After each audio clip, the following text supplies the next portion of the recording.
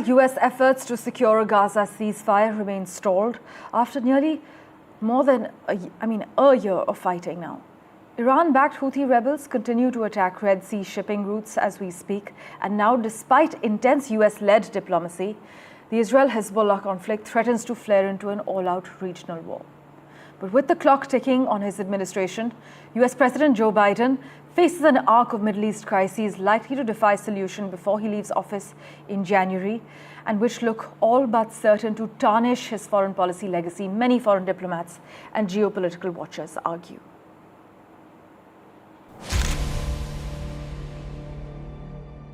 Charles de Gaulle, the French military general and statesman, had once said, "Diplomats are useful only in fair weather. As soon as it rains, they drown in every job."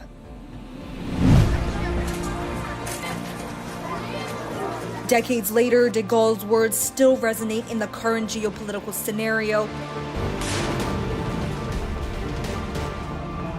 As world leaders continue to struggle to find common ground over a ceasefire in Gaza.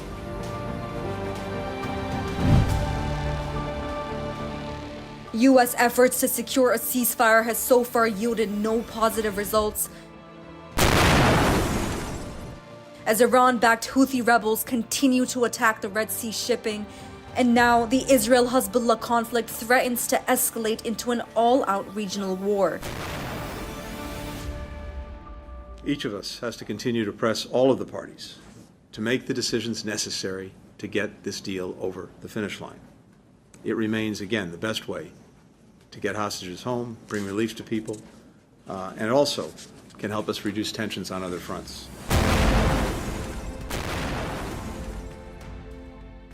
Experts suggest that the conflict highlights the limits of U.S. power and influence in the Middle East.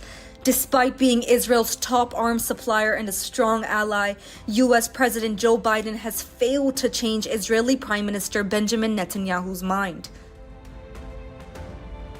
The Biden administration has been trying for a year to help broker an Israeli-Hamas ceasefire deal and free hostages taken by the militants in their October 7th attack last year. U.S.'s top diplomat Antony Blinken has traveled to the region nearly 10 times in the past year, and no breakthrough is imminent, according to reports.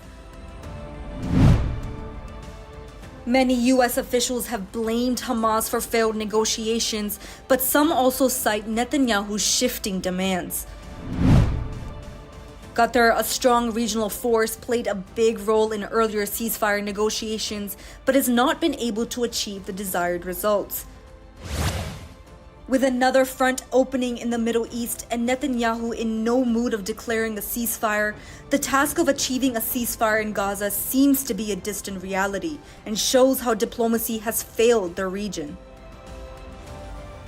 With Vishal Vivek, Samia Afsar for NDTV World.